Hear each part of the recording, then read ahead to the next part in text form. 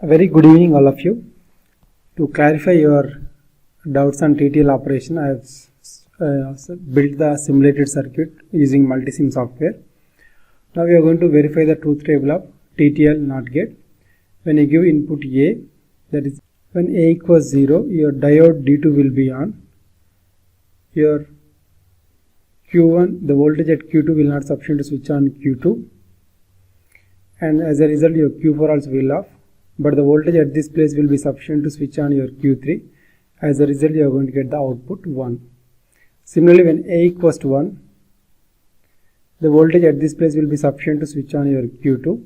Your D2 will be off at that point of time, and Q2 will switch on your Q4. And the voltage at this place, when Q2 is conducting state, will not sufficient to switch on this Q3. As a result, you are going to get the output as a 0. Now, this we are going to verify using the multisim software in a moment. Now you can see here the same circuit. This is my Q1 transistor and this is my Q2 transistor and Q3 and Q4, and this is my input A. It can be connected to 5 volts or 0, that means logic 0, logic 1 and logic 0. And now we are going to run the simulation. So I kept the same values what we have kept in the circuit, like 4 kilo ohms, 1.6, 130 ohms and 1 kilo ohm. Let me run the simulation.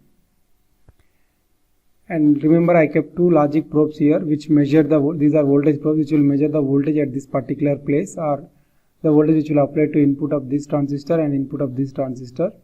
So let's make when A equals 0. If you look at it, when A equals 0, you can see here the voltage is only 447 microvolt. This will not sufficient to turn this Q2 on. So when this Q2 is not on, your Q4 also will not on. But if you look at here voltage at this place, it is almost 5 volts. So this 5 volts is sufficient to switch on Q3. As a result, you are going to get the output as 1. If I make my A equals to 1, now if you look at here, voltage at this place is 1.92 volt. This will be sufficient to switch on your Q2, and this further switch on the Q4. Similarly, if you look at the voltage at this place, when Q2 is on condition, you can see it is only 970 millivolts.